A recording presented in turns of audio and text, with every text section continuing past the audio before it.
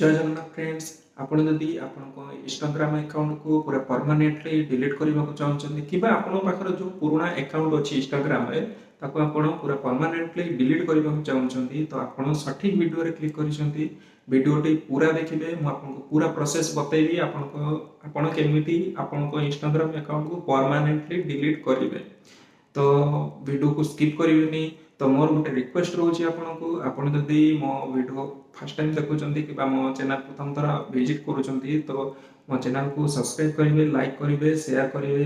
तो आपंकर गोटे गोटे लाइक गोटे गोटे कमेंट आमको मोटिवेशन दिए आपण सामने को पुणी नेक्स्ट एमती भाव वीडियो आने। तो मुझे बर्तमान लेके जाऊँगी मो मोबाइल प्रथम आप इंस्टाग्राम ऐपटी ओपन करे ओपन कराला आपंकर ये प्रोफाइल सेक्शन अच्छी देखो प्रोफाइल सेक्शन उपर क्लिक करेंगे। प्रोफाइल सेक्शन क्लिक कराला आपन को देखो राइट साइड रे ऊपर 3टी गारो अच्छी तो तारी ऊपर क्लिक करेंगे। क्लिक कराला फास्ट ऑप्शन रही अकाउंट्स सेंटर तारी ऊपर आपन क्लिक करेंगे। क्लिक कराला देखो ये लिखा जाइए पर्सनल डिटेल्स तारी ऊपर आपन क्लिक करेंगे। तो तार ऊपर क्लिक कराला ये लिखा जाइए देखो अकाउंट ओनरशिप एंड कंट्रोल तार ऊपर आपन क्लिक करेंगे।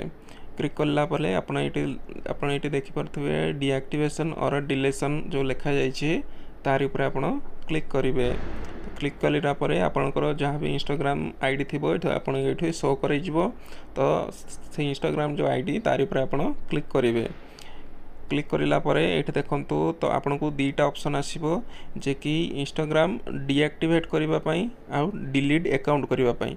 तो आपन जदि डीएक्टिवेट माने किछि दिन पई आपन को अकाउंट की बंद करने को चाहते ताले फर्स्ट ऑप्शन टी चूज करेंगे।